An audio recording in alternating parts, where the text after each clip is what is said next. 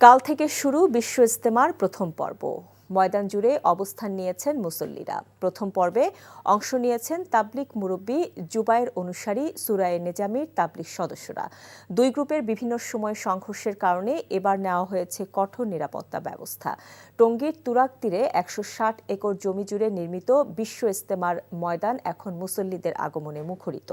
আগামীকাল থেকে বিশ্ব ইজতেমার প্রথম পর্ব শুরু হলেও মুসল্লিদের ব্যাপক উপস্থিতির কারণে থেমে থেমে শুরু হয়েছে বয়ান। প্রথম পর্বে এবার দুই ধাপে বিভক্ত করা হয়েছে।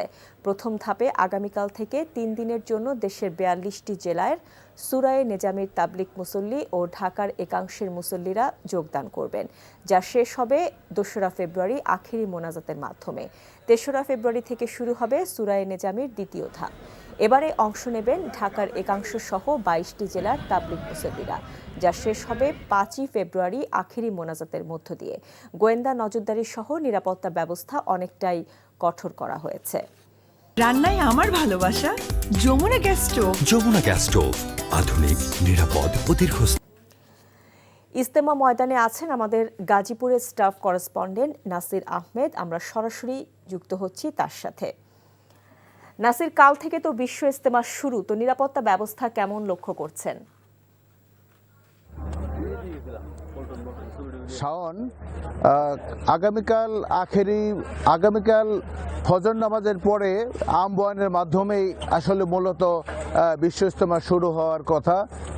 কিন্তু মুসল্লিদের যে অবস্থা এবং যারা সারা দেশ থেকে প্রথম ধাপে ৪২টি জেলার মুসল্লিরা ইতিমধ্যেই এখানে ময়দানে অবস্থান নিয়েছেন এবং তারা এই ইসলামের দিক থেকে ইসলামের প্রচার এবং প্রচারণা, তাবলিগের কার্যক্রম এবং ইমান, আমল, আকীদা এইসব বিষয়ে এখন থেমে থেমে তালিম হচ্ছে। তাঁবুর ভিতরে অর্থাৎ প্যান্ডেলের নিচে তারা ছোট ছোট জোটবদ্ধভাবে গোল বসে বসে তারা তালিম করছেন, পরস্পর সাথে ইমান, আমল এবং আকীদা নিয়ে কথা বলছেন। এইভাবে আজকে মূলত তাবলিগ জামাতের বিশ্ব ইজতেমার আগের দিনে কার্যক্রম চলছে। আর এবার ইজতেমা কালকে থেকে শুরু হলেও পুরো ইজতেমা জুড়ে এবার নিরাপত্তা ব্যবস্থা অনেকটা কঠোর করা হয়েছে।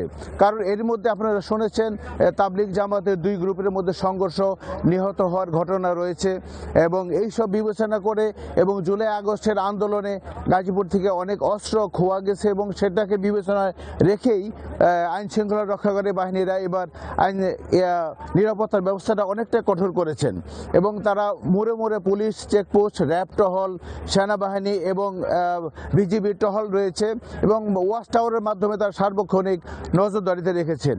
এই ছিল বিশ্ব ইজতেমার শুরুর আগের দিনের অবস্থা। শাওন,